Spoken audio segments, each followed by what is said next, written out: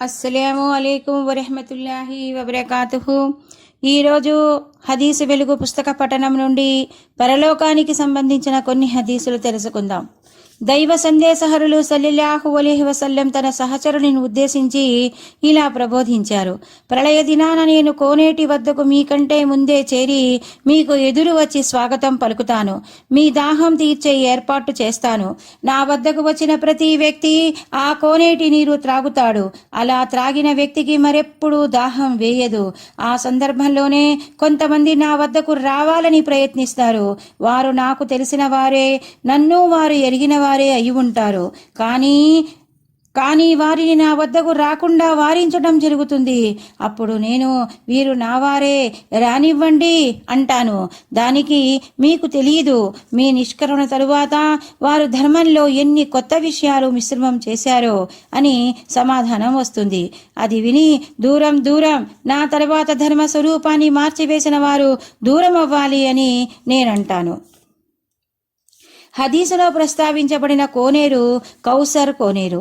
దీనిలో ఎంత శుభవార్త ఉందో అంతే తీవ్రమైన హెచ్చరిక కూడా ఉంది. మహాప్రవక్త సల్లల్లాహు అలైహి వసల్లం అందజేసిన ధర్మాన్ని, దానికి ఆధారభూతములైన దివ్య ఖురాన్, మహాప్రవక్త సంప్రదాయాలను నిష్కల్మషంగా స్వీకరించి వాటిలో ఎలాంటి హెచ్చుతగ్గులు చెయ్యకుండా ఆచరించిన ధర్మపరాయణులనే ఒక్కొక్క నీటి బొట్టుకై మానవాళి అంతా పరితపిస్తున్న ఆ ప్రళయ ఘడియల్లో మహాప్రవక్త సల్లల్లాహు అలైహి వసల్లం కౌసర్ కోనేరు వద్ద ఆహ్వానిస్తారన్నది, ఆయన ఆధ్వర్యాన కౌసర్ జలం ప్రాప్తమవుతుందన్నది శుభవార్త. మరెవరైతే ధార్మిక విషయాల్లో ధర్మ విరుద్ధమైన విషయాలను ధర్మం పేరిట మిశ్రమం చేస్తారో వారు మహాప్రవక్త వద్దకు చేరనూ లేరు, కౌసర్ జలాన్ని త్రాగి శాశ్వతంగా దాహాన్ని తీర్చుకునే భాగ్యానికి నోచుకోనూ లేరు అన్నది హెచ్చరిక. హజరత్ అబూ హురైరా ఉల్లేఖనం ప్రకారం ఎవరైతే పరిపూర్ణ చిత్తశుద్ధితో లా ఇలాహా ఇల్లల్లాహు అనే సద్వచనాన్ని పలుకుతారో వారే ప్రళయ దినాన నా సిఫారస్కు అర్హులవుతారు అని మహాప్రవక్త సల్లల్లాహు అలైహి వసల్లం సెలవిచ్చారు. హదీసులో సద్వచనానికి భావం అల్లాహ్ తప్ప మరే దైవం లేనే లేడు అని.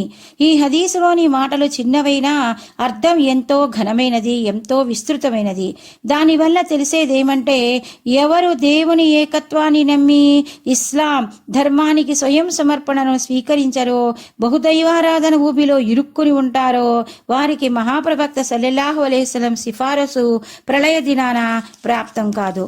నోటితో మాత్రం సద్వచనాన్ని పలికి ధర్మ పరిధిలో ప్రవేశించిన మనస్ఫూర్తిగా దానిలో పరిపూర్ణ విశ్వాసం లేని వ్యక్తి కూడా మహాప్రవక్త సిఫారసును పొందలేడు. మనఃపూర్వకంగా దేవుని ఏకత్వాన్ని విశ్వసించి ఇస్లాంను సవ్యమైన జీవన వ్యవస్థగా దృఢంగా నమ్మేవారికే ప్రళయ దినాన దైవ ప్రవక్త సిఫారసు లభిస్తుంది. మనిషికి ఆచరణకు పురుగొలిపేది నిత్యం విశ్వాసమే. ఆ నమ్మకమే లేకపోతే మనిషి నిత్య జీవితంలోనూ ఏ పని చెయ్యడు. తన కొడుకు నూతిలో పడిపోయాడని వార్త విన్న తండ్రికి ఆ చెప్పేవానిపై ఇతర నిదర్శనాల ద్వారా నమ్మకం కుదిరిన వెంటనే తన బాబును రక్షించడానికి సన్నాహాలు చేస్తాడు. అచ్చంగా ఇదే స్థితిలో ఉంటుంది మనిషి ధర్మాచరణ.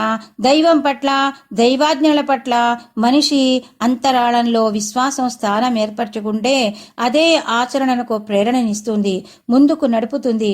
ఇహలోక సౌఖ్యం కన్నా పరలోక సౌలభ్యం పొందడానికి పురిగొల్పుతుంది.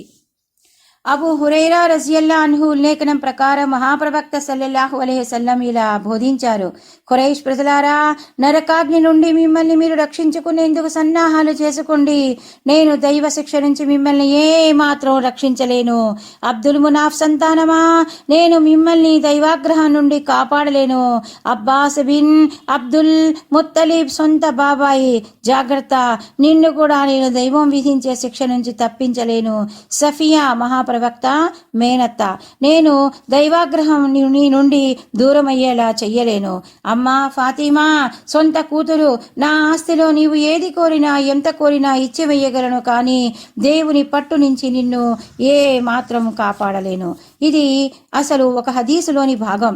మహాప్రవక్త ముహమ్మద్ సల్లల్లాహు అలైహి వసల్లం దేవుని అంతిమ సందేశహరునిగా నియమించబడిన తరువాత కొంతకాలానికి వన్జిర్ అషీరత కల్ అక్రబీన్ అనే ఆదేశం అవతరించింది. ఇది సూరాలోని 214వ ఆయత్తులో ఉంది.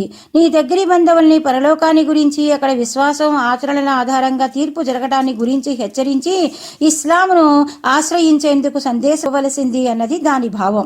ఆ ప్రకారమే మహాప్రవక్త సల్లల్లాహు అలైహి వసల్లం ఖురైష్ తెగలో తన ఆప్తులైన వారిని కొన్ని విందులు ఏర్పాటు చేసి వాటికి పిలిచారు. విందు తరువాత సాధారణంగా మహాప్రవక్త సల్లల్లాహు అలైహి వసల్లం ఇస్లాం సందేశాన్ని అందజేశారు. అలాంటి ఒక విందు తరువాత మహాప్రవక్త పరలోక జీవితాన్ని గురించి హెచ్చరించిన సంఘటనను ఈ హదీసులో ప్రస్తావించడం జరిగింది.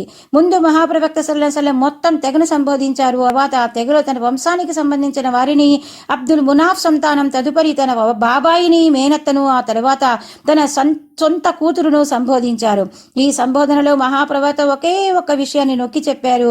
అంటే మరణానంతర జీవితంలో దైవ ప్రవక్తతో ఉన్న సంబంధం దృష్ట్యా ఎవరైనా సరే, వంశీయులైనా బంధువులైనా, చివరికి సొంత కూతురైనా సరే మోక్షాన్ని, దైవ ప్రీతిని పొందలేరు.